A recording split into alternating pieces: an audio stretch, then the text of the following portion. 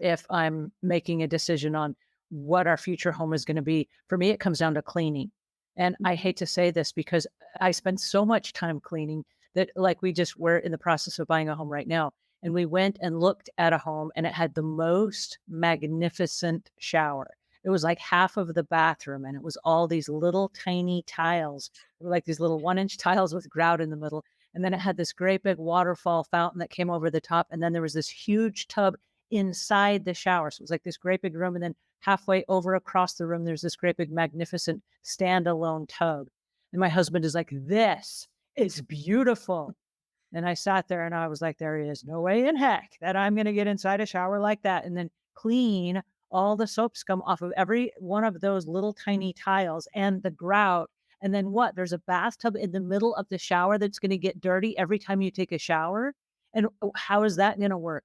It's just going to get all soapy and suds and all kinds of overspray. And then what? You're going to have to clean it every single time, even though no one used it. Let me check. That is not going to happen in one of my houses, right? And because I have spent so much time cleaning people's houses and they got all these weird little intricate design things, like even just a ledge that comes over the entryway window where people are like, "Oh, I could climb up there and I could put stuffed toys and stuff." I'm like, no way. There's going to be dust that you cannot even reach. Do not do that. That is not a good idea. And so I have this like off limits for every home thing that he likes. "Oh, this is so cool." I'm like, "That is cool for a second because it isn't a model home." But if you were to live in that house, dust is gonna catch on every one of those little intricate little curly cues. No way. There's no way I'm gonna bring a little makeup brush and dust every one of those little curly cues.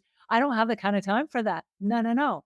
And so I look at it the same way that you do, but not from a situation of, is this gonna be just, so beautiful and make me enjoy the space? Yeah, those homes are beautiful. Are they realistic? Some of them are not at all. And I do like you do, where I will sit in different spots where a homeowner would sit.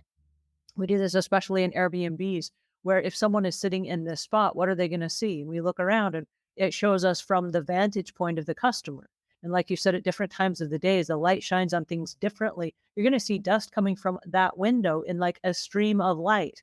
And if it's 10 o'clock at night, if you're walking up a flight of stairs, for example, you're going to see it resting on the stairs or where that there's a little gap between the ledge and where the next room starts. You're going to see all these little things that you don't normally see. So I love your idea about making sure that you really understand the space. And are you okay with that? And is that going to serve your particular purpose for the type of lifestyle that's going to be lived inside that home?